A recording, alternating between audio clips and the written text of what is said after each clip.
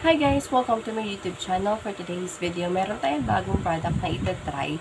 And mostly ng mga video na nakita ko dito ay sobrang dami nang gumagamit sa Facebook. So, madalas kasi Facebook na ako tumatambay ngayon na parang paminsan-minsan na lang ako nag-YouTube. So, tapos habang nagsiscroll-scroll ako, ang dami ko nakikitang gumagamit nito at ang dami rin nagko-curious kung ano ba yung result. So, ako naman, syempre, isa din ako sa curious doon dahil may din nga ako mag-skincare. So, why not? I-try ko rin siya. Ito nga pala yung sikat na sikat sa Facebook. Si combination ni Silka tsaka ni RDL Baby Face Astringent Solution. So, ito-try ko siya, guys. And, susubukan natin kung what happened or kung ano yung magiging effect niya sa face natin for 1 week lang. At ang binili ko nga pala guys na astringent is si number 1. Nakita ko kasi dun guys sa mga matagal na talagang mga gumagamit nito is number 3 ka dapat talaga daw magsimula. Number 3, tapos mag number 2, tapos maintenance na lang si number 1. 1 month yata kada number or level number ba? Basta ganun na gamit mo sa kanya. Ito, so si number 1 is for maintenance. Ayan, bago pa siya. Hindi ko po siya nagagamit.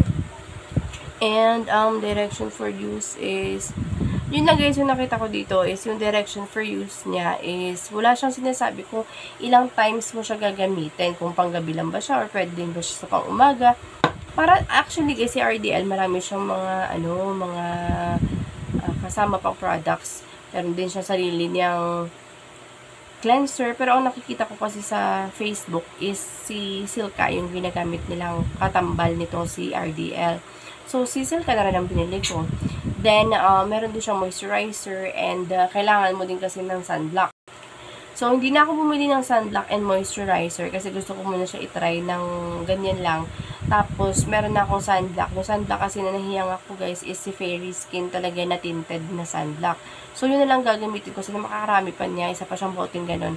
So, yun lang yung gagamitin ko. So, ito try ko siya. Number 1 nga pala guys ang kinuha ko kasi alam ko si yung number 1 is for maintenance. And si Silka, ayan, dalawa yung meron ako kasi yung isa dapat para sa partner ko. But parang ayaw niya naman gamitin yata. So, magbabawas pa ako dito. Maglalagay na lang siguro ako dito. Tignan natin kung anong magiging effect niya. Try natin yung anong effect nito na nakahalo siya sa facial cleanser at saka ano yung effect niya na diretso sa. Kasi nakita ko yung iba, diretso na lang lalagay. Pero ako takot ako pagka gano'n kasi baka magkaroon ako ng melasma kasi kahit kailan, hindi naman ako nagkaroon ng gano'n. So, nakikita ko sa Facebook kasi pinaghahalo nila itong si RDL Solution dito kay ilang ml ba ito? Masyado yatang maliit yung nabili ko. Masyado yata itong maliit. Pero okay lang. Try natin. Maglagay tayo nito. Dito hanggang dito siguro yung solution. Para ma-try din natin siya ng direct sa skin natin. Ayun na, kasali ka na naman.